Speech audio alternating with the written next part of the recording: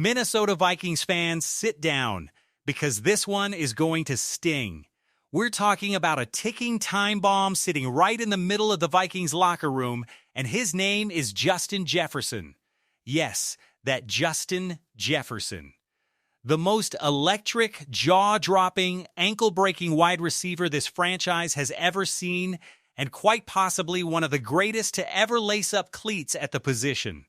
Period. But here's the twist nobody wants to admit out loud: the clock might be running out.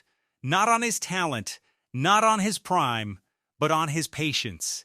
And if the Vikings blow it one more time, we could be looking at the unthinkable Justin Jefferson demanding his way out of Minnesota. Buckle up, because we're diving deep into the quarterback chaos, the dual-threat gamble nobody saw coming, and a rookie safety who might just save this defense. This is everything going on with your Minnesota Vikings right now, and trust me, you don't want to. Mike Florio dropped a truth bomb that sent shockwaves through Vikings Twitter. Florio was breaking down the Vikings' messy quarterback situation, and instead of talking about the quarterbacks themselves, he pointed the spotlight somewhere else entirely, at number 18. According to Florio, the single most important thing the Vikings need to do this offseason isn't finding the right starting quarterback. It's keeping Justin Jefferson happy. Because here's the cold, hard truth: this is year 7 for Jefferson. 7 years of jaw-dropping stat lines, 7 years of highlight reels, and 7 years without a single playoff win to show for it. Let that sink in for a second. A generational talent, arguably closer to being the greatest wide receiver who ever lived than he is to being merely a top 10 guy at his position, and he still hasn't tasted a single postseason victory. That is not a knock on Jefferson. That is an indictment of everything happening around him. And according to Florio, and honestly according to common sense, Jefferson is done being patient about it. Most wide receivers in the NFL are stat chasers. They want the yards, they want the touchdowns, they want the highlight reel catches for their own personal brand. Jefferson already has all of that. He's already led the league in receiving yards. He already holds records for the most receiving production before turning 24, 25, 26, and 27 years old. He has nothing left to prove statistically. What he wants now, what he has always wanted, if we're being honest, is a championship. He wants to win football games. And right now, he doesn't have the hardware to match the resume. The ugly truth nobody wants to say here is where things get uncomfortable. Last season, Justin Jefferson put up numbers that would make any Vikings fan wince. 84 catches, just over 1,000 yards, and get this, only 2 touchdowns in 17 games. 2. For a receiver of his caliber, that is an almost unthinkable number. He wasn't stretching the field either. His catches averaged just 12.5 yards each, and his longest reception of the entire season topped out at 50 yards. For a guy who has redefined what a modern receiver can look like, that stat line is borderline disrespectful. But here's the thing. None of that is actually on Jefferson. Not really. When a superstar receiver's numbers craters like that, it's almost never because the talent disappeared overnight. It's because of what's happening around him. In Jefferson's case, that means shaky, inconsistent quarterback play and offensive coordination from Kevin O'Connell that simply didn't put him in position to feast the way he has in years past. Jefferson didn't get worse. The machine around him broke down. And that's exactly why this upcoming season carries so much weight. If the Vikings run it back and deliver another underwhelming offensive performance, another 9-8 finish, another season where the passing game sputters and Jefferson's numbers stay buried, there is a very real, very uncomfortable question that Vikings fans are going to have to face. Does Justin Jefferson start looking for the exit? Could Jefferson really demand a trade? Now, before you panic and start doom-scrolling Vikings trade rumors, let's be clear about something. Nobody is saying Justin Jefferson is going to storm into the facility, throw a tantrum, and publicly demand a trade like some diva wide receiver from a bad sports drama. That's not who Jefferson is. By every account, he's one of the best culture setters in that locker room. He's a leader. He's the kind of face of the franchise player that teams build entire identities around. And remember, that's an incredibly rare title to hold in the NFL when you're not a quarterback. Jefferson has quietly become one of the only non-quarterbacks in the entire league who can legitimately carry that label. But here's the nuance. Wanting to win and wanting out are not mutually exclusive feelings when they build up over years of frustration. If the 2026 season turns into a carbon copy of the disappointment we just watched unfold, it is entirely plausible, not likely, not guaranteed, but plausible, that Jefferson quietly walks into the front office and has an honest, private conversation. Something along the lines of, I love this organization, I love this city, but I need to go somewhere I can actually compete for a championship. You still haven't figured out the quarterback position, and I don't know how many more years I have in my prime to wait around for you to solve it. That's not drama. That's not a diva move. That's just a superstar being honest about his career trajectory. And if you're a Vikings fan, that scenario should terrify you more than any single loss on the schedule ever could. So here's a question worth sitting with. If you were in Jefferson's cleats, watching year after year of playoff-less football pile up while your prime slowly ticks away, would you eventually ask for a way out? It's worth thinking about, because the Vikings front office is certainly thinking about it too. Enter Kyler Murray, the wild card nobody expected. While Jefferson's future looms large over the franchise, there's another storyline heating up that could be the actual solution to this whole mess, and it comes from a name that turned heads across the league, Kyler Murray.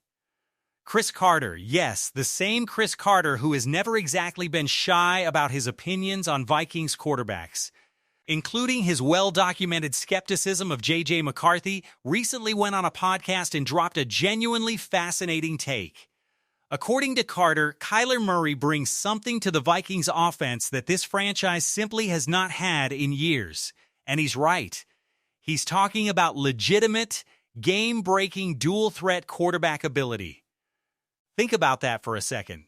When was the last time the Minnesota Vikings actually had a quarterback who could consistently threaten defenses with his legs? You have to go all the way back to the Tarvaris Jackson era, or maybe stretch it slightly to include a young Christian Ponder, who had some mobility but was never a true dual-threat weapon. Since then, nothing. Kirk Cousins, Case Keenum, Sam Bradford, Sean Hill, Teddy Bridgewater, an entire parade of pocket-bound, statuesque passers who, while talented in their own ways, never once made a defense sweat about designed runs or scrambling for chunk yardage. Even more recent threat weapon either. The one brief exception was Josh Dobbs. Remember him? He came in and for about 7 electric quarters completely changed the vibe of this opposing defenses adjusted. And the harsh truth is that Kevin O'Connell never fully adjusted back. Watching those Raiders and Broncos games, you could see Dobbs leaning more and more on his legs simply because the offense around him wasn't built to let him thrive as a passer within structure. O'Connell never fully unlocked what made Dobbs dangerous, and once the surprise element wore off, the magic wore off with it. That has to be different with Kyler Murray. This isn't a wild card sprinkled in for 7 quarters. If Murray is the guy, Kevin O'Connell has to fundamentally rebuild this offense around a totally different skill set. No more prototypical drop-back-only passing structure. Yes, some of the classic concepts from the past few seasons will stick around. You don't throw away everything that works, but there has to be a new, deeper layer added to this playbook. The NFL right now is more multiple, more complex, and more dependent on quarterback mobility than at any point in recent memory, and a legitimate dual-threat weapon under center changes math at every single level of the game. Think about it from a pure numbers standpoint. If the Vikings pull out quarterback power runs, defenses suddenly have to account for an extra gap. It's not 10 blockers against 10 defenders anymore. It becomes a situation where Murray is one-on-one in space, and all he has to do is make a single defender miss.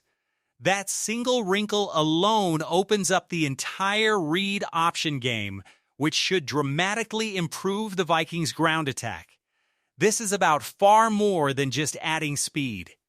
It's about adding an entirely new dimension of unpredictability that this coaching staff and this fan base has been starving for. The defense just got a whole lot scarier while all the quarterback drama and Jefferson speculation dominates the headlines. Something quietly electric has been happening on the other side of the ball, and his name is Jacoby Thomas. Former Vikings linebacker Pete Bursick put together a jaw-dropping film breakdown on Thomas, and the soundbite that went viral was simple: this guy is an absolute beast in the middle of the field. But the viral clip barely scratches the surface. The full film study is even more impressive, and it paints the picture of a player who might not just make the roster. He might be a Week 1 starter for Brian Flores' defense. So what makes Jacoby Thomas? If you watched the Vikings defense at all last season, you know exactly what Brian Flores loves to do. Stack 6, 7, sometimes 8 defenders right up at the line of scrimmage, consistently disguising his intentions before either dropping into a deep half of the field or exploding downhill after the quarterback with legitimate closing speed. There are real tangible time reading this defense pre-snap. Beyond the blitzing, Thomas shows off elite instincts sitting in the middle of the field. The film study highlighted multiple plays where Thomas would show blitz from the line of scrimmage, bail back into deep coverage, and still have the range and reaction speed to close down hard on underneath routes, cutting in around 10 to 15 yards downfield. That kind of instinctive range is exactly what turns a good safety into a great one. The ability to read the play as it develops and erase a throwing window before the quarterback even realizes it's closing. And then there's the blitz pickup problem. Running backs across the league simply could not handle Thomas last season when he was sent after the quarterback. Over the course of the year, there were multiple snaps where, even though Thomas himself didn't record the sack, his pressure directly led to someone else finishing the job. Picture the Vikings' own recent success against the Lions when they consistently exploited a star running back in pass protection by sending extra rushers he simply couldn't handle. Now imagine that same exact mismatch, except it's Jacoby Thomas doing the damage on a weekly basis. That is a legitimately terrifying proposition for opposing offensive coordinators. On top of all of that, Thomas plays the football at an incredibly high level, whether that means batting a pass away or coming down with the interception himself. But maybe the most underrated part of his game, the part that doesn't show up in highlight reels, is just how cerebral a player he is. It would be easy to write Thomas off as simply a gifted athlete relying on raw talent and closing speed. But according to the film study, that couldn't be further from the truth. This is a player who clearly puts in serious work during the week, studying tendencies and formations so that his instincts on Sundays aren't just athletic gifts, they're the product of preparation. That combination of physical talent and football IQ is exactly why there's growing buzz that Jacoby Thomas could be handed a starting role right out of the gate. So where does that leave the Vikings? When you step back and look at the full picture, this upcoming Vikings season is shaping up to be one of the most consequential in years. You've got a coach in Kevin O'Connell who is under real pressure to finally deliver a playoff win. You've got a quarterback situation that's still very much a work in progress, now with a genuine wild card in Kyler Murray potentially reshaping the entire offensive identity. You've got a superstar receiver in Justin Jefferson whose patience, while deep, is not infinite, and whose prime years are ticking away without a single postseason victory attached to his name.